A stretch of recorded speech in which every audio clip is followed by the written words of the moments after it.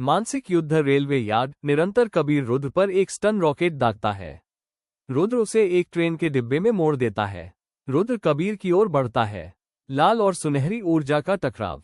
अयान बीच में फंस जाता है। उनकी लड़ाई का शोर उसकी संवेदनशील इंद्रियों को स्तब्ध कर देता है। अयान अपना सिर पकड़ते हुए, रुको, आवाज बंद करो। अयान की आंखें चमकीले बैंगनी रंग से चमक उठती है।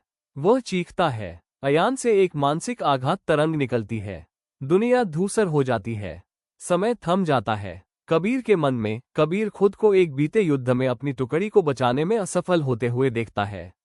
वो अपराध बोध से व्याकुल होकर घुटनों के बल गिर पड़ता है। रुद्र के मन के भीतर रुद्र को पूर्ण सन्नाटा दिखाई देता है। एक ऐसी दुनिया जहां कोई दर्द नहीं है। यह उसे भयभीत कर देता है। वो डर से चीखता है।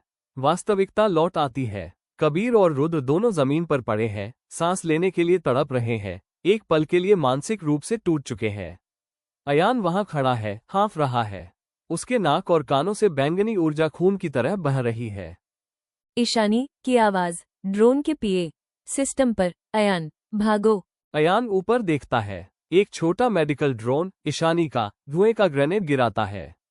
छुप जाओ। अयान इस अफरा तफरी का फायदा उठाकर ट्रेनों के जाल में भाग जाता है। रुद्र होश में आते हुए पागलों की तरह हंसते हुए, क्या तुमने वह महसूस किया? क्या तुमने उसके दिमाग को महसूस किया? वो अब सिर्फ एक बैटरी नहीं है, वो एक बम है। और मुझे ये पसंद है। कबीर सूट में दृष्टि साफ करने के लिए सिर हिलाते हुए, कमांड। लक्ष्य चूक गया, लेकिन खतरे का स्तर अब ओमेगा तक बढ़ गया है।